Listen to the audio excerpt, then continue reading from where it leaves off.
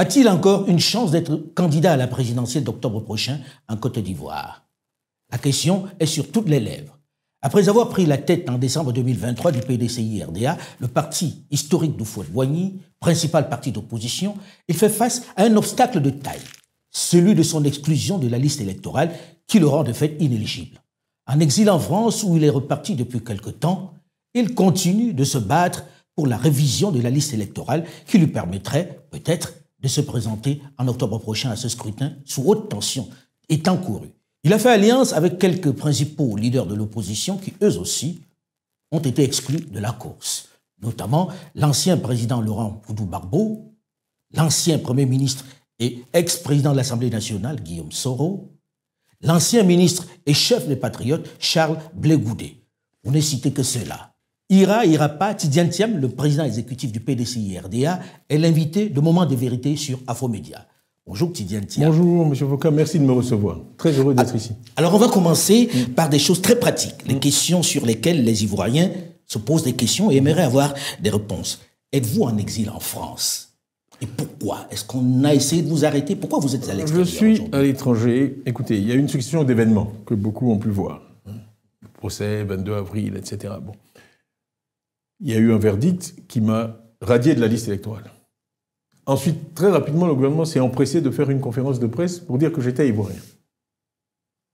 J'avais demandé le 10 avril un certificat de nationalité, demande qui a été rejetée par courrier. Et donc, je crois, 23 avril, le gouvernement dit « je suis ivoirien ». Donc, nous avons demandé un certificat de nationalité par mon avocat. Nous sommes le 26 juillet, nous ne l'avons toujours pas. Donc voilà un gouvernement qui, d'un côté, dit que je suis ivoirien, je suis redevenu ivoirien.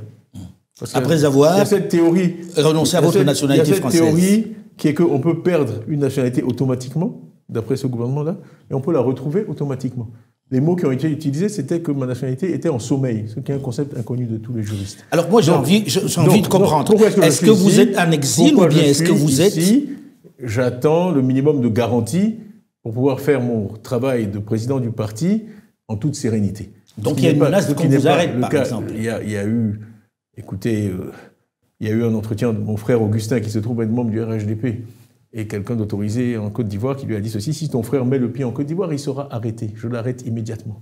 Pour quel motif? Il faut poser la question aux auteurs de ces propos.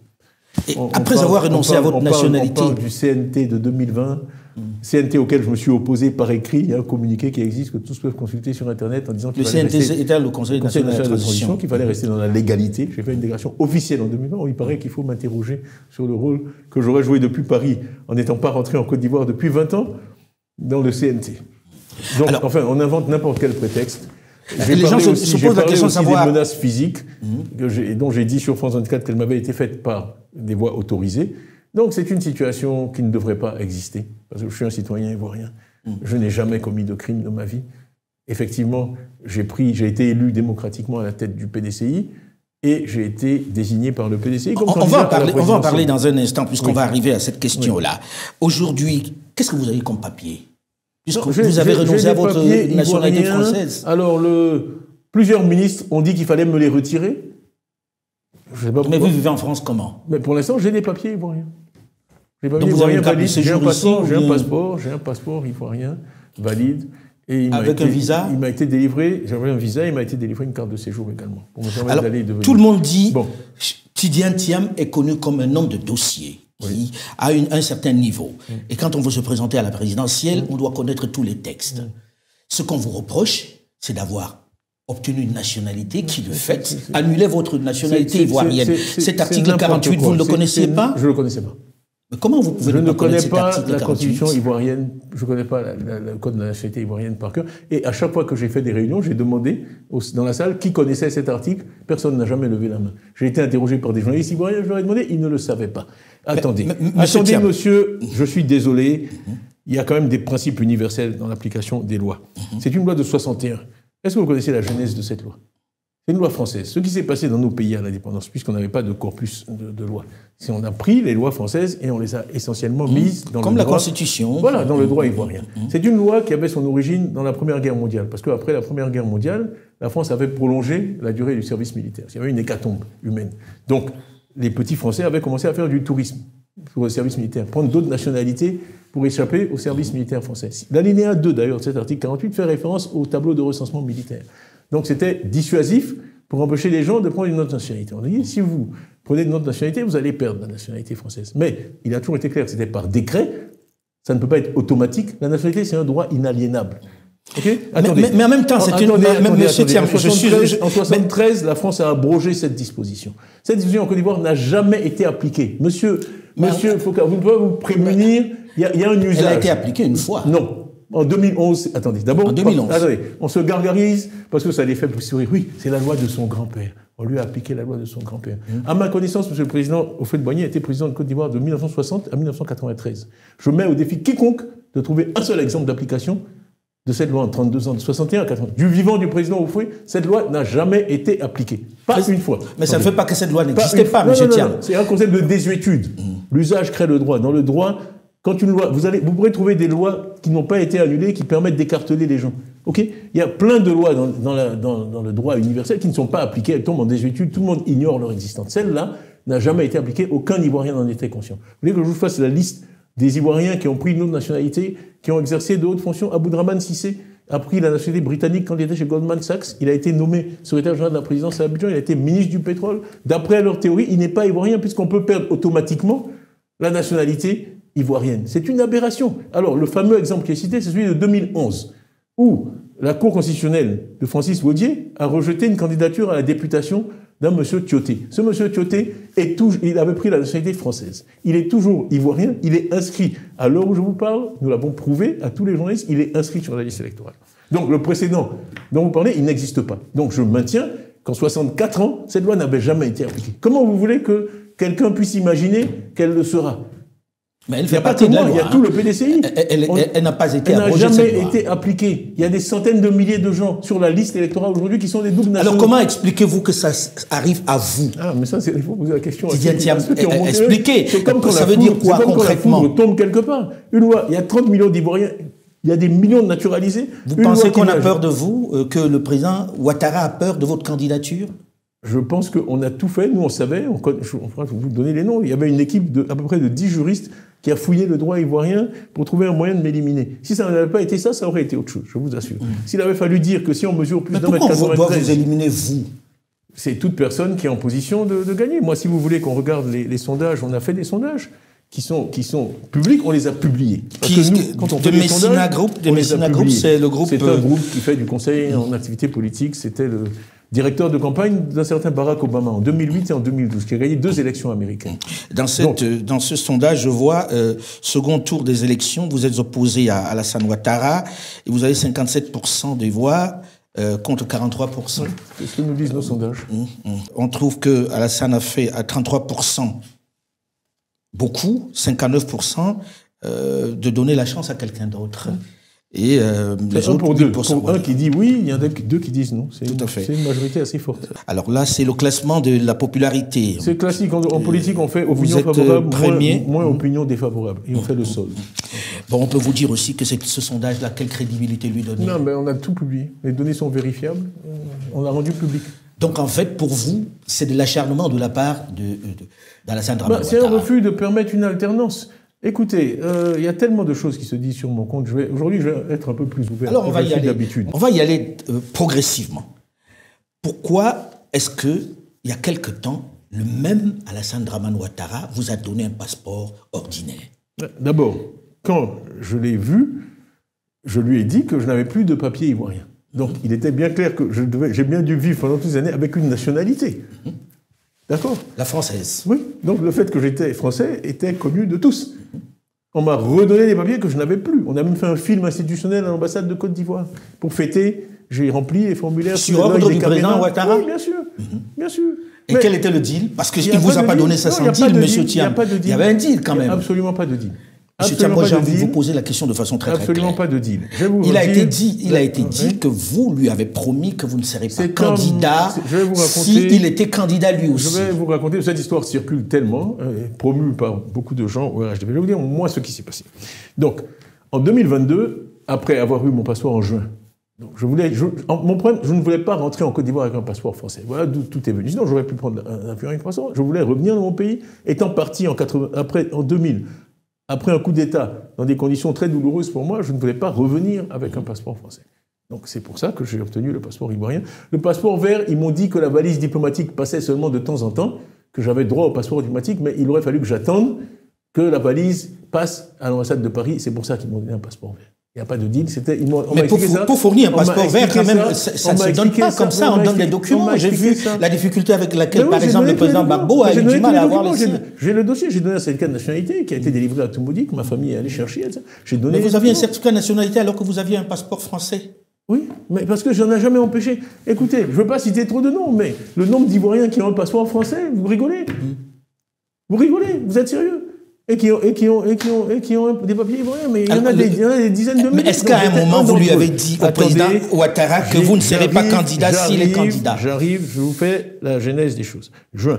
Août 2022, mon souhait, parce que moi je fais des vœux, c'était que si Dieu faisait, parce que je suis parti vraiment de Côte d'Ivoire dans des conditions douloureuses, en 2000 après le coup d'État. Après ça, j'ai aidé, moi je n'aime pas les pouvoirs militaires, j'ai aidé le président Gbagbo à faire partir le général Guèye.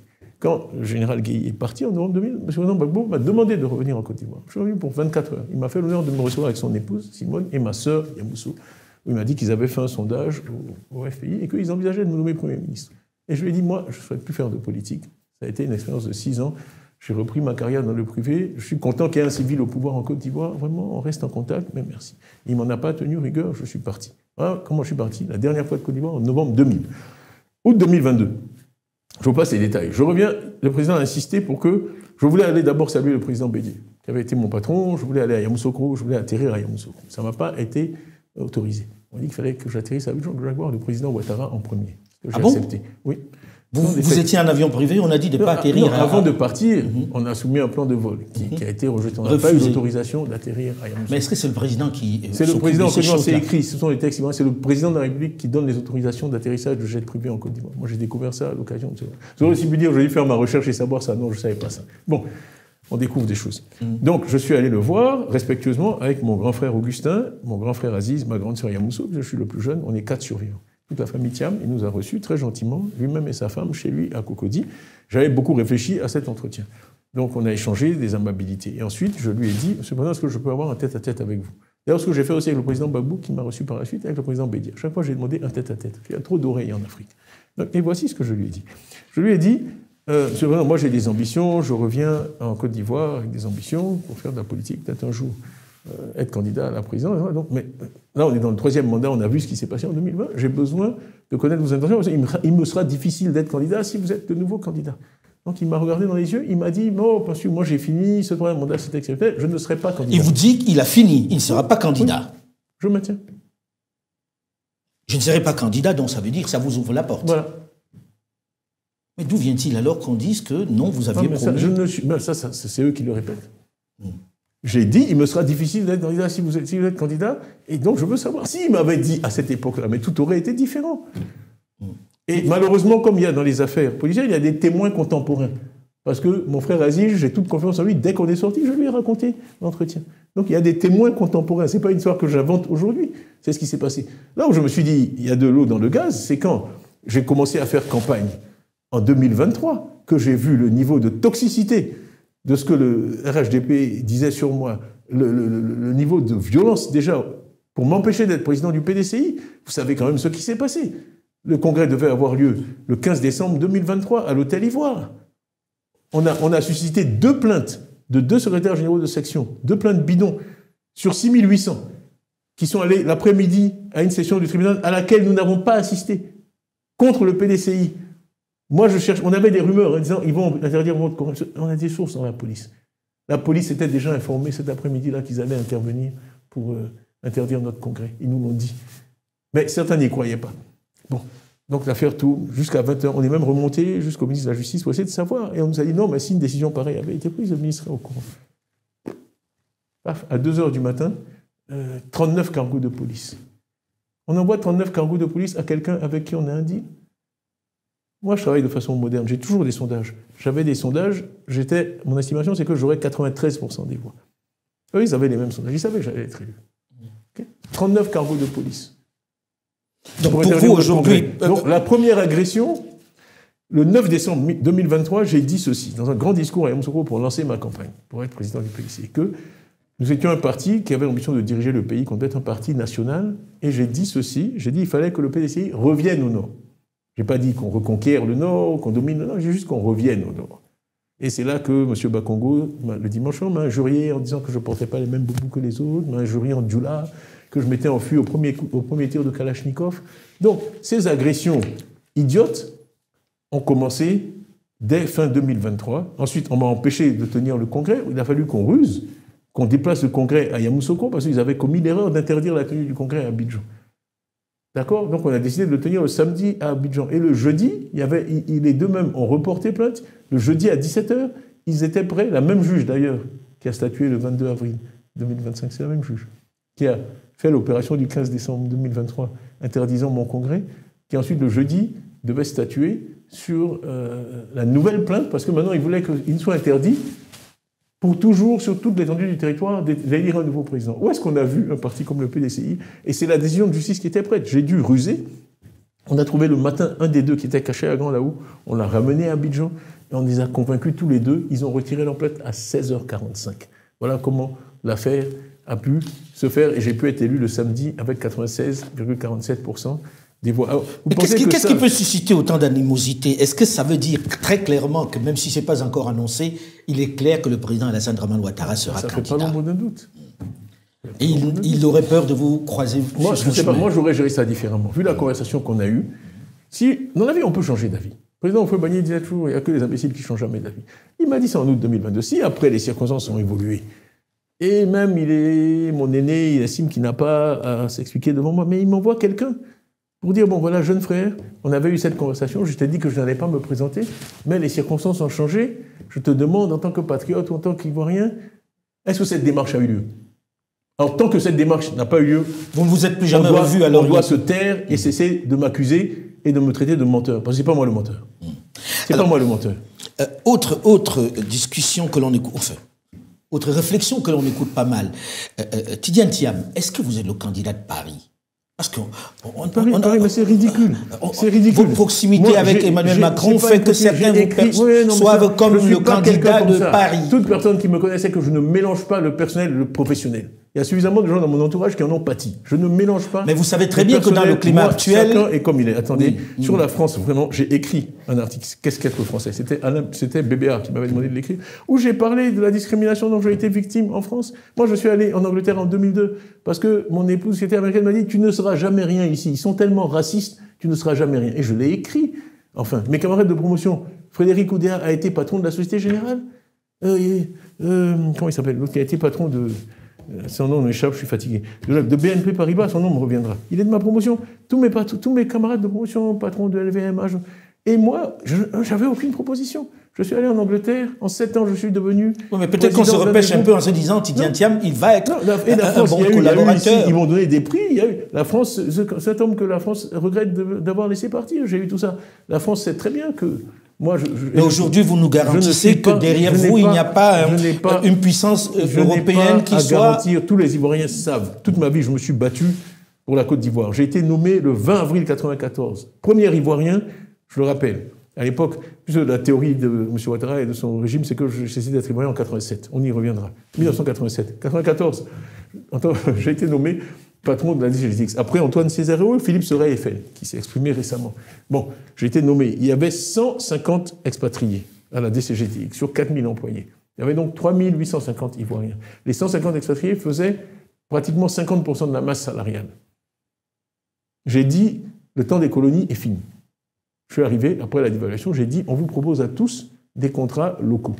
On va vous payer aux mêmes conditions. Vous êtes tous là depuis 15 ans, 20 ans, vous aimez la Côte d'Ivoire. Bon, vous allez rester à des conditions ivoiriennes. Sur 150, il y en a 141 qui ont refusé. Je les ai licenciés. J'ai eu le chef de la mission de coopération dans mon opinion. Monsieur, tiens, on peut savoir si vous êtes pour ou contre la France. Je lui ai dit, monsieur, ni l'un ni l'autre. Moi, c'est la Côte d'Ivoire qui paye mon salaire. Je suis pour la Côte d'Ivoire. Chaque fois que la France fera des choses qui sont dans l'intérêt de la Côte d'Ivoire, ça ira. Et chaque fois qu'elle fera des choses qui sont contre l'intérêt de la Côte d'Ivoire, ça n'ira pas.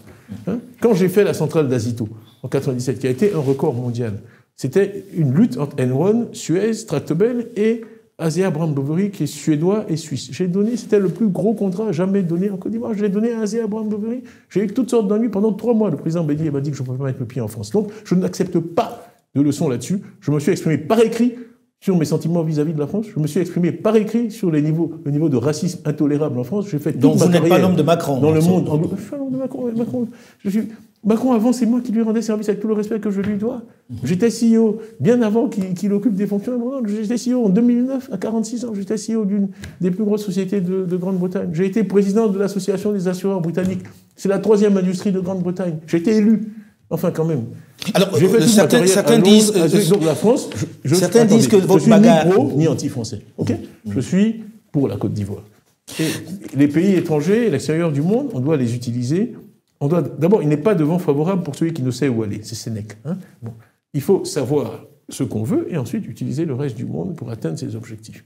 Ça n'a pas de sens d'être anti-français ou pro-français. Moi, je suis pro-Côte d'Ivoire. Alors, certains disent, vous avez le même parcours quasiment, du moins professionnel, avec Alassane Dramane Ouattara. Qu'est-ce que vous allez apporter de plus qu'il n'est déjà fait? Est-ce que vous savez ce que c'est le Fortune 500? Non, vous allez nous l'expliquer. Les 500 premières sociétés du monde, par chiffre d'affaires. On n'entre pas dans ce club-là facilement. J'ai été 11 ans patron de Fortune 500. Vous voulez dire qu'il n'a pas votre parcours et que... On a des parcours différents, c'est tout. C'est un fonctionnaire international au FMI. Moi, je gérais des boîtes qui avaient 1300 milliards de dollars de total de bilan. En Indonésie, j'avais 220 000 employés. Mais qu'est-ce que vous allez faire qui ne peut faire, puisque lui aussi, il avait des relations, il a des relations, il a ramené des fonds dans le pays. Fonctionnaire ou entrepreneur, leader de secteur, c'est la même chose. Mais sur quelle planète vous vivez? C'est un fonctionnaire international. Arrêtez. Au FMI, on est payé 400 000, 500 000 dollars par an. Un CEO de fortune gagne 10 millions de dollars par an. Ça fait 20 fois. C'est pas la même chose. Donc vous pensez qu'il n'est plus à la hauteur? Je ne sais pas qui il est. Moi, je suis un homme du privé. Ce que je peux apporter, c'est de la création d'emplois. Je sais comment on investit, je sais comment on dirige une entreprise. Je suis un manager, je l'ai prouvé. C'est pas une question de l'argent. Moi, je connais Mike Bloomberg parce que Crédit Suisse est un des plus gros clients de Bloomberg dans le monde. Je connais... mais il a toujours dit qu'il avait aussi des grandes relations, des relations importantes. Le rôle qu'il joue dans l'économie mondiale. Ils viennent dans les pays de temps en temps et ils regardent les grands équilibres macroéconomiques. Ça n'a rien à voir avec être sur les marchés tous les jours et que ça a un impact sur votre compte d'exploitation. Alors si vous deviez dresser son bilan aujourd'hui, si vous deviez dresser son bilan... Je ne dis pas qu'il a un mauvais profil, je dis juste que de dire qu'on a le même profil, c'est de l'ignorance pure. Voilà. Mais est-ce que son bilan est mauvais? Être au FMI, ou être patron d'une fortune aujourd'hui, c'est la même chose, c'est de l'ignorance pure, ça n'a rien à voir. C'est comme jouer au football et jouer au hockey, c'est deux sports différents. Voilà, point à la ligne. Bon, son bilan, je l'ai dit, moi je ne me contredis pas. J'ai adopté un ton très conciliant, même quand on m'a envoyé 39 bus pour m'empêcher, alors qu'on avait un deal, non certains, 39 bus de police. J'ai dû aller le 16 au matin, parce que c'est un plan en 2 phases. C'est un commissaire qui me l'a dit. Le but, c'était de créer de la violence pour pouvoir m'arrêter. Bon, dire que j'avais suscité des violences. Quand ils sont venus à 2h du matin chasser nos gens qui étaient en train d'installer les micros, etc., on a dit du calme. À 7h du matin, j'ai fait un communiqué disant aux militants de grâce, soyez calmes, c'est de la provocation, ne réagissez pas. On m'a dit d'ailleurs que c'est un communiqué qui allait très haut dans l'administration américaine. On a dit, voici un comportement exemplaire d'un opposant africain qu'on aimerait voir dans plus d'endroits. Ensuite, quand ça a chauffé, comme ça n'a pas marché, ils sont allés occuper le siège du PDCI. Depuis 1946, jamais des forces de l'ordre n'ont occupé un siège du PDCI, même sous la coloniale, même à l'époque de la guerre froide, quand on était affilié au Parti communiste. Ils sont allés occuper le siège du PDCI à Cocody en pensant que ça allait mettre le feu aux poudres. C'est là que je suis allé, il y a les images sur Internet, où j'ai dit aux gens, vous savez, dans la vie, on ne peut pas contrôler les événements, mais on contrôle toujours comment on réagit. Et là, on va montrer notre supériorité, notre baisse, c'est dans notre réaction. On va montrer qu'on est une partie de la paix. On va être civilisé, on ne va pas répondre à la provocation. Pour vous, on est dans un régime de violence en Côte d'Ivoire aujourd'hui? Les images ont été diffusées du pauvre Kwaku Djabia qui a été jeté dans un véhicule de force. C'est à la fondation Konrad Adenauer, qui est une fondation pour la paix créée par M. Adenauer après le drame de la Seconde Guerre mondiale, qui est financée par l'État allemand, qui nous aide dans les formations pour les élections, etc. Le petit était là, il parlait avec un vigile, un véhicule noir qui traînait là depuis 16h35 est arrivé. Vous avez vu les images? Des gens en tenue civile, en hoodie, etc., qui sont armés, Il s'approche, j'ai le témoignage du vigile, on a fouillé son visage parce qu'il paraît que les gens le cherchent, et où ils lui ont dit, si tu parles en tabac, il a essayé de s'interposer. Et vous avez vu, ils ont embarqué ça, c'est un kidnapping. C'est un kidnapping. En plein jour à Cocody, à Abidjan. On a un peu de mal à croire en tout ça lorsque l'on sait les circonstances dans lesquelles le président Alassane Ouattara est arrivé aux affaires, il a subi les mêmes pressions. On ne sait pas où ce jeune homme est. Jusqu'à ce jour? Nous ne savons pas, nous le PDC, on le cherche.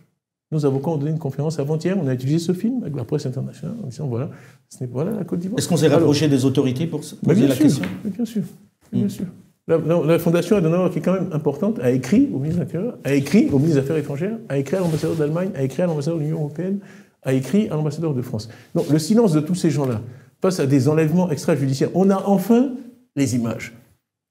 Le petit Ousmane Chérif, ils sont allés attaquer sa maison la nuit, encagoulé, j'ai dû l'extraire, il est au Ghana aujourd'hui, protégé par mes amis. On avait des fuites, les menaces sont constantes.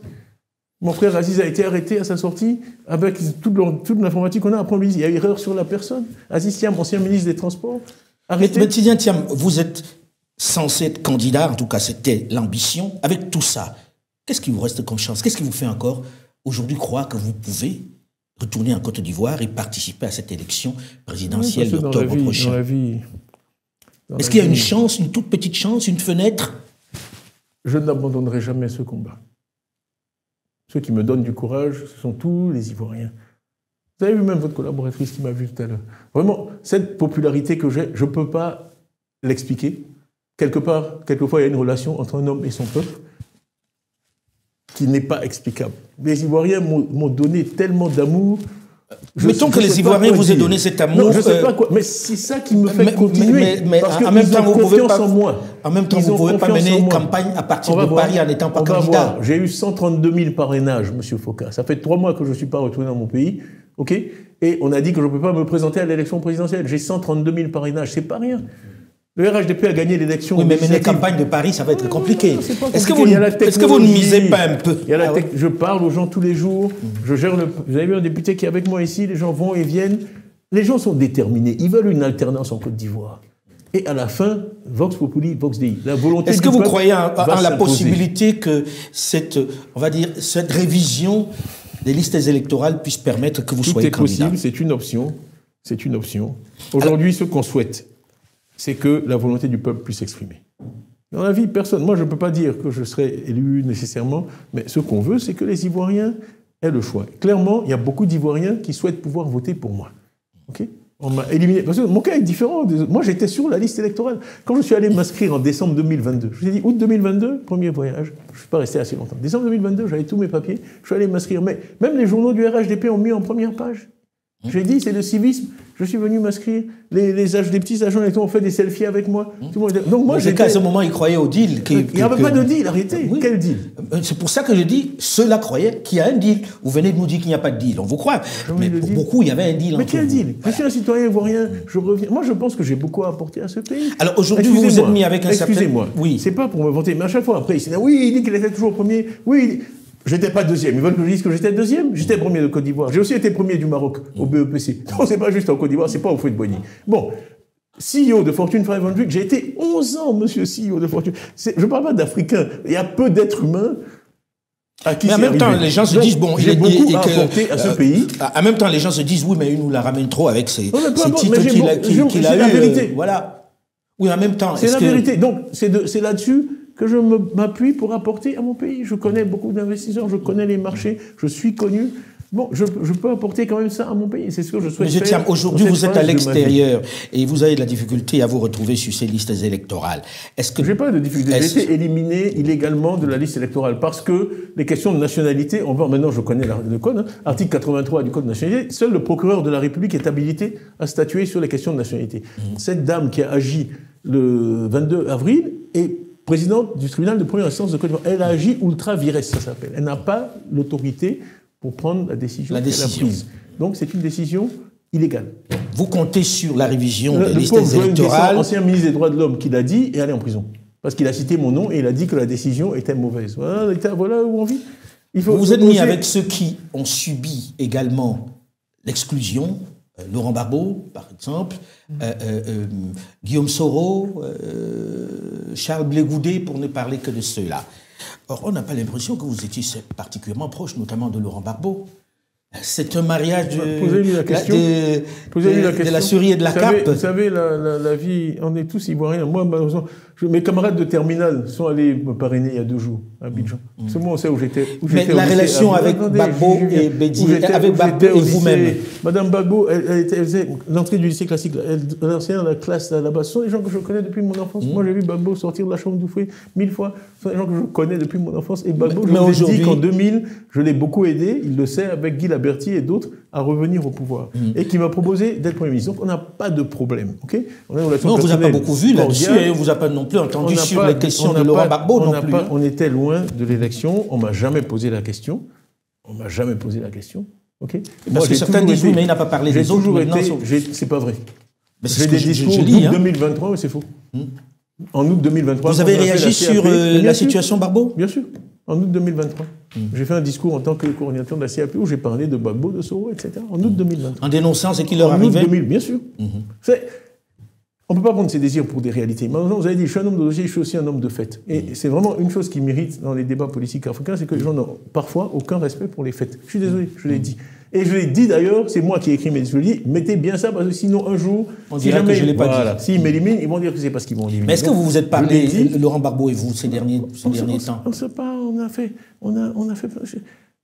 Mais c'est quoi le but aujourd'hui? C'est quoi le but de ce mouvement? Quel est le but de ce mouvement où vous vous mettez ensemble aujourd'hui? J'ai 15 questions en même temps. Il m'a demandé si je parlais à Laurent Gbagbo. J'ai dit, je suis allé jusqu'à Mama chez lui, on a pris une très belle photo ensemble. Et je fais une photo qui a eu un succès énorme sur Internet. Maintenant, on n'a pas besoin de se parler tous les jours. Ce qu'on fait actuellement, le but de ce mouvement, c'est qu'on a des revendications très précises. Il est clair qu'on n'a pas la même idéologie. On l'a écrit. Oui. C'est pour ça que je pose la question, puisque vous n'avez pas la même idéologie. Ce qu'on veut, ce sont des élections transparentes, compétitives, inclusives, où le meilleur gagne, où le vainqueur gagne, de façon à pouvoir gouverner le pays avec légitimité par la suite. C'est aussi simple que ça. Okay, donc on a demandé, nos revendications sont écrites noir sur blanc. On a demandé que... Alors on dit, on n'a fait que appliquer à M. Thiam la loi. D'accord. Donc ce sont des défenseurs de l'état de droit, qui kidnappent les gens en plein jour, dans la rue, par des gendarmes en civil. Les gendarmes n'ont pas le droit d'opérer en civil. Okay, les gendarmes font partie de l'armée. Okay, ça c'est un. Ce sont des gens qui respectent le droit. Le droit dit que la révision de la liste électorale doit avoir lieu chaque année. Ils n'en ont pas fait en 2022. En 2015, elle a eu lieu en juin-juillet, avant l'élection, ce qui est normal et bien. En 2020, elle a eu lieu en juin-juillet, avant l'élection, ce qui est normal et bien. Et puis en 2025, où on a éliminé M. Thiam, où il pourrait se réinscrire, si on faisait la RLE en juin-juillet, subitement on décide qu'elle aura lieu après l'élection. Donc vous pouvez marquer des buts, mais après la fin du match, dit l'arbitre. Donc c'est ridicule. C'est ridicule. On perd alors aujourd'hui, M. Thiam, bon parce que je gère le temps. Aujourd'hui, si demain, dans cette, on va dire, cette liste électorale, vous êtes tous exclus, sauf un, vous feriez campagne pour celui-là dans cette association? Est-ce que vous pourriez faire... Saxon m'a appris une chose, je ne réponds jamais aux questions hypothétiques.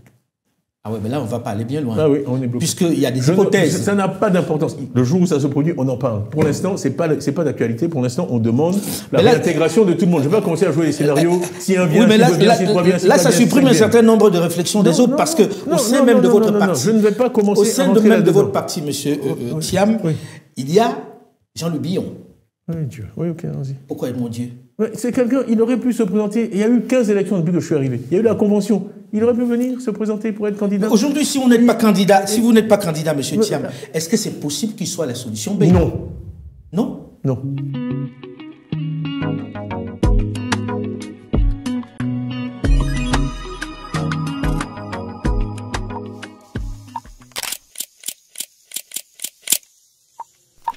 Nul n'a le droit d'effacer une page de l'histoire d'un peuple, car un peuple sans histoire est un monde sans âme. Le grand jour tant souhaité est enfin arrivé.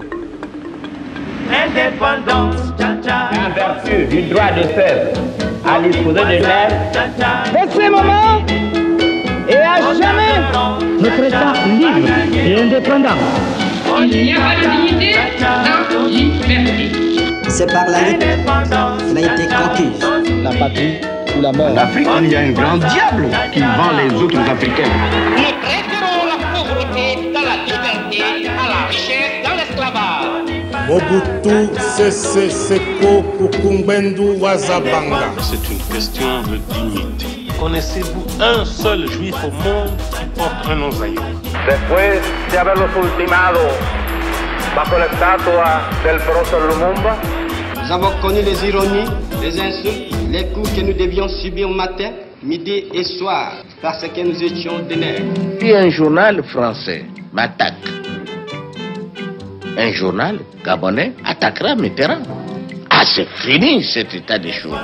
Vive la liberté, vive le Cameroun indépendant. C'est nous-mêmes qui luttons, c'est le peuple congolais qui lutte, c'est l'armée populaire de libération. la patrie ou la mort, la patrie ou la mort.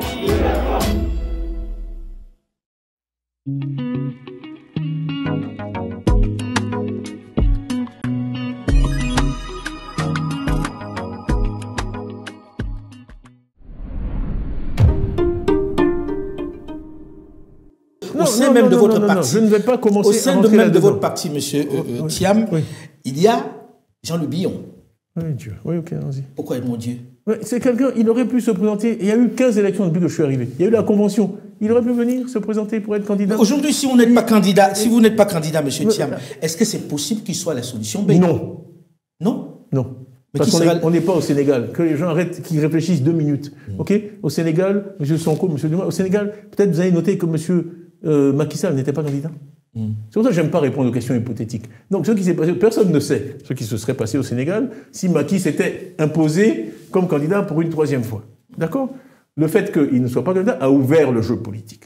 On n'est pas dans ce scénario en Côte d'Ivoire. On est face à quelqu'un qui veut faire un 4e mandat anticonstitutionnel. Ok? Donc, c'est pas le Sénégal. Est-ce que c'est anticonstitutionnel? Okay? C'est notre opinion.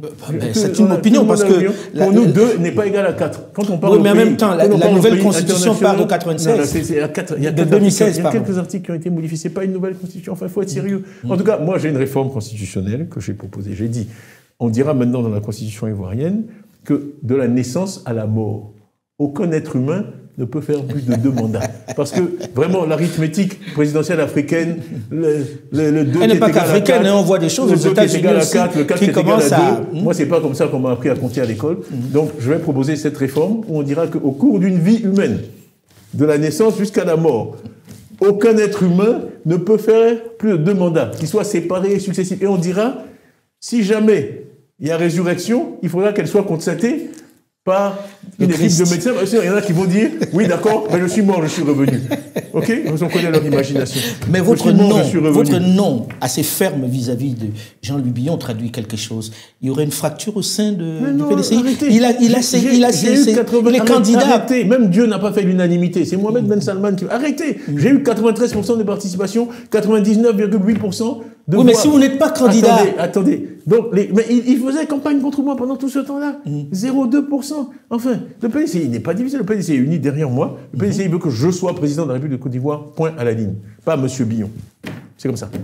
Donc il peut pas être... Mais il peut être candidat. Mais il peut être candidat. S'il a tellement d'audience au sein du PDCI, les gens du PDCI voteront pour lui. Il peut être candidat, Mais vous ne ferez pas campagne pour lui. Il ne sera pas le candidat du PDCI. C'est tout. Pour moi, c'est quelqu'un qui ne se comporte pas de façon adulte et responsable. Je n'ai jamais voulu parler de lui, mais tout son comportement depuis mon retour en ville. Parce que je ne le connais pas. Je l'ai rencontré une fois dans ma vie. Moi, je ne parle pas des gens que je ne connais pas. C'est un principe que j'essaie d'apprendre aux hommes politiques ivoiriens. Je l'ai rencontré une fois dans ma vie, en tête à tête. Une fois, le 11 mars 2024. Ouais. Si je pose la question, c'est qu'on a vu au PPACI, il y a quelqu'un qui s'est déclaré candidat au cas. Oui, mais Dombello a dit qu'il sera candidat. Net après moi, Dombello. C'est pas Billon, il a fait des choses pour la Côte d'Ivoire. En Côte d'Ivoire, pour être quand même crédible, je suis désolé, moi le 3e pont, là, je l'ai signé en décembre 99, j'ai fait la centrale d'Azizo, j'ai fait des écoles partout, tous les centres électoraux où j'allais, c'est des écoles que j'ai construites, des écoles BAD, des collèges, des lycées de Boundiali. Bon, les Ivoiriens, ils vous connaissent à travers des réalisations. Qu'est-ce que M. Billon a fait? Il est le premier employeur du pays, par exemple. Je vous parle de faire à la force du poignet, pas hérité. Je dis fait. Pour vous, il n'est pas à la hauteur. Pour être candidat du PDCI demain, au cas où vous n'êtes pas là. Il faut un track record. De gestion de la chose publique, de démonstration qu'on a l'intérêt général à cœur. Alors, vous faites une alliance avec Laurent Gbagbo. Demain, on dit Thiam n'est pas candidat. Non, lui, il a dit je ne rentrerai pas dans ces spéculations. Pour l'instant, nous avons demandé que tout le monde soit candidat. C'est ce qui est le mieux pour la Côte d'Ivoire. Et je me bats pour que ce qui est le mieux pour la Côte d'Ivoire se fasse. L'intérêt de la Côte d'Ivoire, c'est que tout le monde soit candidat. Il faut tourner la page. On ne va pas éternellement reprendre ceux qui ont mis le feu au pays et qui ont créé tous ces problèmes. On ne va pas éternellement les laisser prendre les Ivoiriens en otage. Aujourd'hui, les Ivoiriens ont peur. J'ai dit, un de mes objectifs, c'est de libérer les Ivoiriens de la peur. Sous moi, il n'y aura pas d'enlèvement extrajudiciaire. Je sais pas, à mon âge, je vais me transformer en dictateur. Vous paraphrasez le général de Gaulle sur ce coup-là. Je me suis arrêté. Vous avez 2 ans de moins. J'ai failli le citer. Et j'ai dit, ils vont dire, je suis français. Donc je me suis retenu, parce que c'est très drôle. Voilà. Il avait beaucoup d'humour. Absolument. Quand il a dit, enfin, quand même, c'est pas... Bon, vous avez les mêmes références que moi. Les mêmes références historiques. Non, mais franchement... Je rêve d'une... Vraiment, et on a connu ça dans le passé. C'est aussi une chance et une tragédie pour la Côte d'Ivoire. C'est qu'on a connu cette paix de l'esprit. On dort chez soi le soir, il n'y a pas de commandos qui viennent enfoncer les portes. Malheureusement, il y a des gens qui se sont formés dans la rébellion et dans la violence. Et je dis, c'est comme un chien qui sait que mordre. Même quand vous essayez de le caresser, il vous mord. Donc c'est pavlovien. La violence verbale, l'agressivité... Tous ces gens qui Mais en même temps, vous appelez le 2 août les populations, vos partisans, à descendre dans la rue pour marcher avec le PPACI. On peut dire aussi, ça peut dégénérer. À chaque fois, il y a eu des tentatives d'infiltration. Vous êtes sûr que ça ne va pas dégénérer, vu le niveau de tension sur la question? On fera tout ce qui est en notre pouvoir pour que ça ne dégénère pas. On n'est que des êtres humains. Jusqu'ici, on a eu des alertes.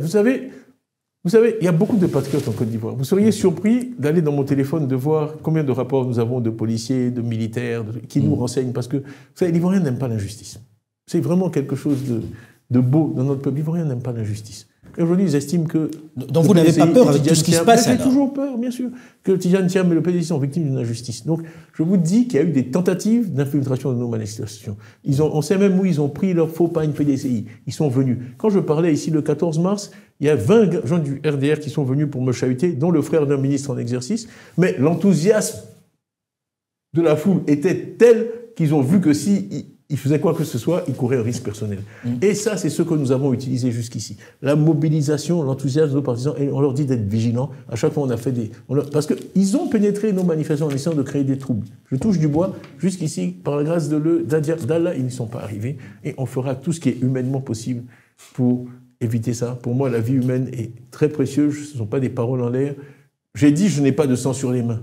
Alors on m'a dit que j'ai injurié les autorités actuelles, j'ai dit qu'ils ont du sang sur les mains. Mais on a des problèmes sémantiques. J'ai dit, moi, Tidjane Thiam, je n'ai pas de sang sur les mains. OK ça, et je ferai tout ce que je peux pour... Tidjane Thiam, aujourd'hui, on est à quelques encablures de ces élections présidentielles en Côte d'Ivoire, en octobre. Quand vous regardez le climat, vous n'avez pas peur qu'on l'on retombe dans les travers je suis attristé, vraiment. Mais ce n'est pas moi qui ai fait ce choix. Moi, j'ai fait ce que je peux en tant que citoyen. Je suis revenu dans mon pays après une longue absence. J'ai articulé des propositions, j'ai fait un diagnostic.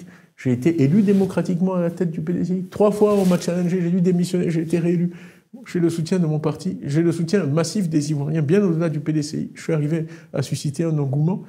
Ça, et j'ai été désigné candidat à la présidentielle et je me suis présenté à la présidentielle. Maintenant, il faut poser ces questions à ceux qui ont pris... Moi, je vais vous dire, ce qui me gêne le plus, c'est que en quoi je suis une menace ou un risque pour la Côte d'Ivoire? En quoi? Je suis un type qui a été CEO de compagnie, de fortune. Je ne suis pas un terroriste, je n'ai jamais tenu une Kalachnikov. Le niveau de toxicité et d'agressivité qui est déployé contre moi, mais comment?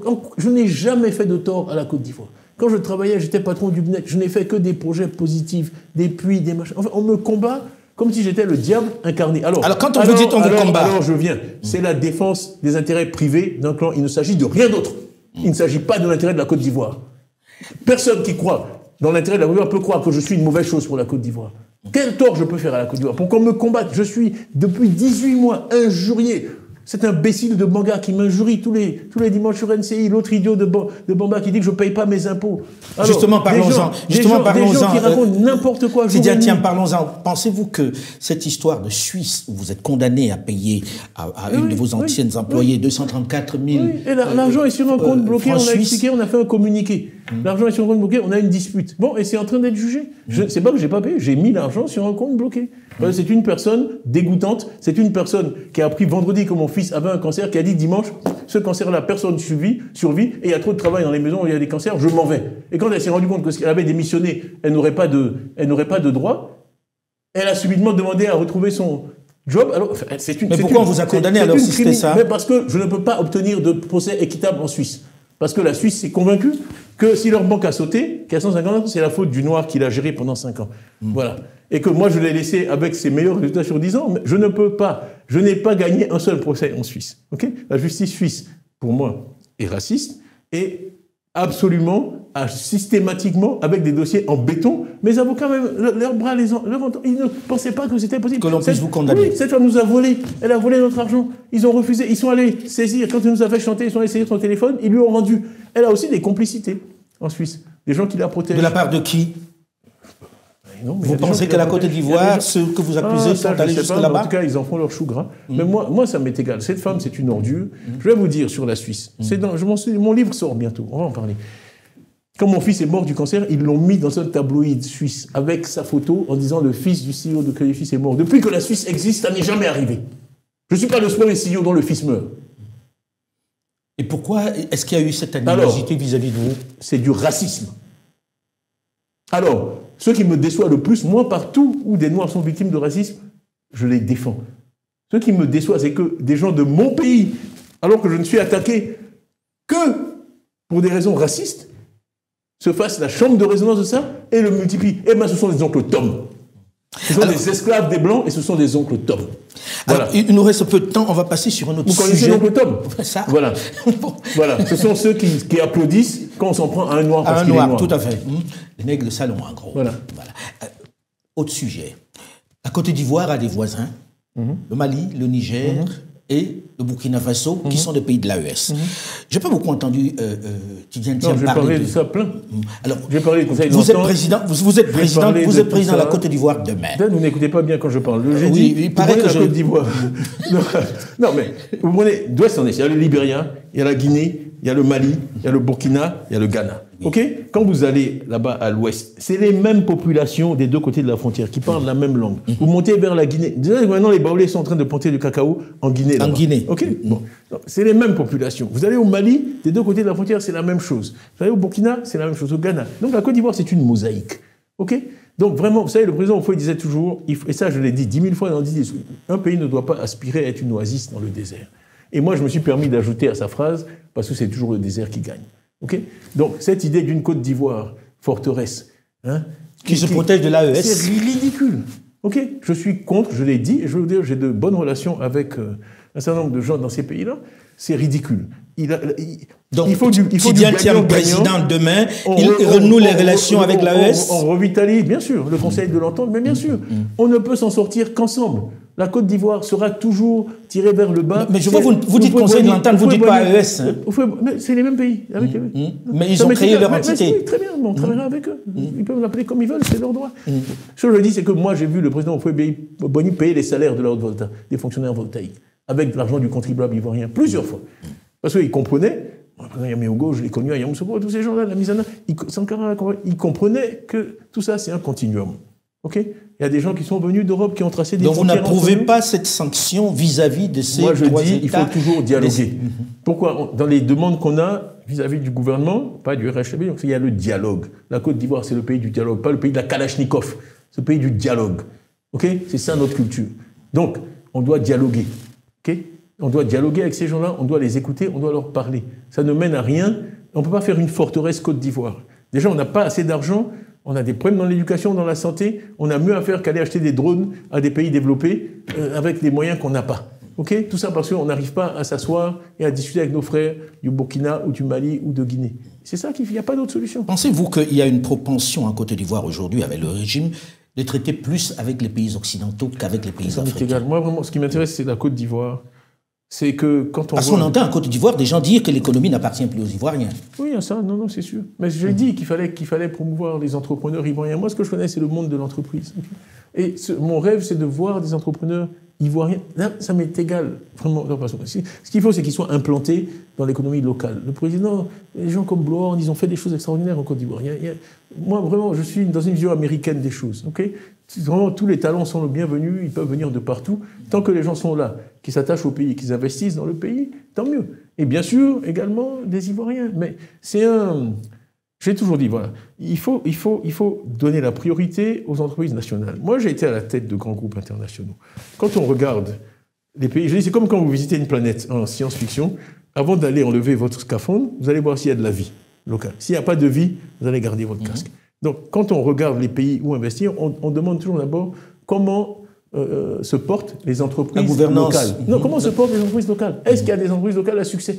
Quand il n'y en a pas, vous dites, bon, moi qui arrive de Londres, là, si dans ce pays A, les entreprises qui parlent la langue, qui sont nées là, qui n'y arrivent pas, moi, j'y vais pas. Donc, pour attirer l'investissement étranger, ce qui est un objectif pour beaucoup de pays africains, il faut d'abord vraiment assurer la prospérité des entreprises locales, qu'elles se développent. Parce que quand les étrangers viennent aussi, ils veulent des partenaires. Donc ils vont dire, quelles sont les 5 premières entreprises locales avec qui on va... Non, c'est la même chose. En fait, c'est un cercle vertueux. Assurer la promotion des entreprises locales, c'est ce qui va permettre d'attirer l'investissement étranger et d'accroître la croissance. Donc je dis que malheureusement, souvent, les États passent 80% de leur temps avec des entreprises étrangères. C'est une erreur. Il faut passer 80% de son temps avec des entreprises locales. Moi, quand j'étais en Grande-Bretagne, le Premier ministre Cameron, tous les mois, il avait une réunion avec nous, les principaux CEO du pays. Comme ça que je l'ai bien connu. Et il nous écoutait, il faisait le tour de table. Quels sont vos problèmes? Premier ministre de Grande-Bretagne, pays du G7, et il notait. Bon, mais monsieur Thiam, je vais régler ça. Bon, monsieur, c'est cette attitude-là. Moi, c'est ce que j'ai appris des Anglo-Saxons. Vous voyez, le président Trump fait la même chose, le président Obama. Chez eux, c'est naturel. C'est le monde de l'entreprise. Comment dire ça? Il y a un problème dans le modèle français. Moi, c'est ça quand vous dites la France. Tout le monde sait qu'économiquement, je ne suis pas pour le modèle économique français. Moi, je crois dans le modèle anglo-saxon où l'État occupe la place que les entreprises lui laissent. OK? Et pas le contraire. Voilà. Bill Gates, Tesla. Quand vous pensez aux États-Unis, vous pensez à quoi? Microsoft, vous pensez à Tesla, vous pensez... Tout le monde connaît le nom du patron de Tesla. Qui connaît le nom du secrétaire d'État au commerce? OK? Quand j'allais à Davos, Osborne, qui était le ministre des Finances, on rigolait toujours. Parce que moi, j'étais patron de privé, j'étais en business, il était en éco. À chaque fois, il me disait, bon, Titi, see you later. Et il me disait, je vais travailler vos livres de contribuables. Non, c'est le contraire sur l'ensemble du continent, on va dire. Mais c'est comme ça qu'une nation se développe, c'est comme ça que ces entreprises qui créent de la richesse paient des impôts qui ensuite permettent de faire des routes, des écoles, des machins, sans s'endetter. Parce qu'il y a une vraie création de richesse dans l'économie nationale. J'aurais voulu qu'on ait un peu plus de temps, mais... On a fini déjà? On a fini déjà. Le temps passe vite avec vous. Bon. En tout cas, j'espère que ceux qui nous ont regardés ont eu des réponses à leurs questions. Et puis, bon vent dans cette aventure. Que Dieu vous entende. Et bon courage aussi, parce que ce que vous faites, c'est important d'informer l'opinion et de poser les bonnes questions. C'est vraiment important. Donc, je vous remercie pour le temps que vous m'avez consacré à mon pays aujourd'hui. Bon vent et essayez de rester libre. Ce serait peut-être mieux. Libre au sens de... Libre... Pas en prison, libre au sens de la pensée. Pas en prison. Ah, ça, je vais essayer, parce que j'ai pas envie de me faire arrêter. Je me dis, mais tu n'as qu'à revenir, tu vas être arrêté. Je dis, excusez-moi, je n'ai commis aucun crime. Donc, voilà. Merci, Tidiane. Merci à vous, Alain Foucault. Merci. Merci, Tidiane Thiam, d'avoir accepté de venir à Moment de Vérité ici à Bagneux, dans nos studios. Bon vent pour la suite que nous suivrons avec attention. Au moment où nous enregistrons cette émission, nous découvrons en même temps la proclamation officielle de la liste des candidats dans un autre pays, le Cameroun, où le principal candidat de l'opposition a été purement et simplement exclu. On espère que les autorités compétentes sauront motiver cette décision comme l'exige la loi. On reste attentif à cette élection sous haute tension où le président Paul Biya, 92 ans, brigue un nouveau mandat. À suivre. En attendant, n'oubliez pas de télécharger gratuitement sur votre téléphone ou sur votre tablette, sur iOS ou sur Google Play, l'application Afromédia pour suivre, quel que soit l'endroit, l'ensemble de nos contenus qui vous proposent le narratif africain sans complaisance mais sans condescendance. À très vite.